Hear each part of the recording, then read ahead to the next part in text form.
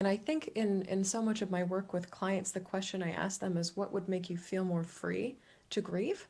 Or what would make you feel like you have more permission to grieve? And I know from personal experience, after the sudden loss of my mom as a 21-year-old, all I wanted to do was scream. But I was convinced, as Andy was talking about earlier, that that would make me a crazy person. I would have gone mad. I was going off the deep end somehow. No one would have wanted to be around me. I would be arrested, committed, spiraling into the very worst possibilities that could have happened. And when it finally happened, about 2.5 years later, I finally let Where myself take the lid off the experience of that. It was so freeing, and it only lasted a half hour.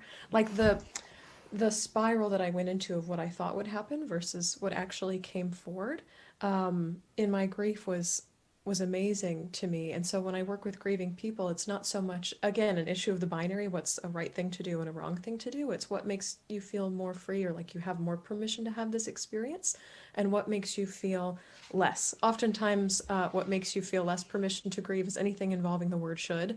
And so I should have it more together. I should be able to meet my work deadlines. I should be able to show up for my kids and my partner in the exact same way that I did before my loss. And so I'm wondering, for those people who are watching live and even later, how can you incorporate the word allow instead? Like, what if I allowed myself 10 minutes to rest? Or what if I allowed myself to not be as productive after loss? And these questions invite, okay, what if I allowed this loss to actually change me and therefore allowed me to grieve it in some larger way? Thank you. Julia or Andy, do you want to come in? I know, Julia, in your book, Grief Works, you have the 8 pillars of strength. So you also have a certain set of activities or things to focus on when one's grieving. I wonder if you want to mention any of those. I think I love the way Shelby described that, and it is about allowing and what supports you in it. I think with my pillars of strength, what it is ways of being and attitudes and practices that help stabilize you when you feel like your whole life has gone completely off kilter.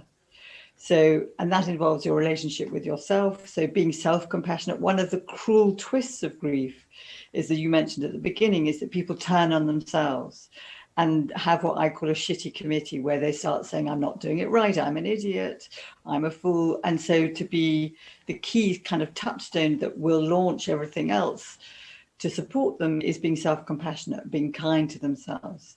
It's their relationship with others. It's allowing themselves to have time to be with that person that's died, that the relationship continues, touchstones to memory, but also time to have hope and think about new things.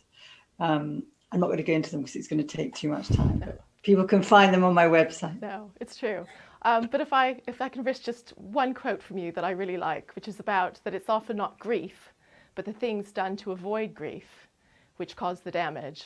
So perhaps the things that need to be avoided are the kind of numbing activities like drinking, or, it's the avoidance of grief rather than kind of allowing grief, giving permission to grieve, if you will. Yeah. No, blocking the pain does you more harm than Yes. allowing yourself to grieve. Exactly. It took Shelby 2.5 years, and then it only took half an hour.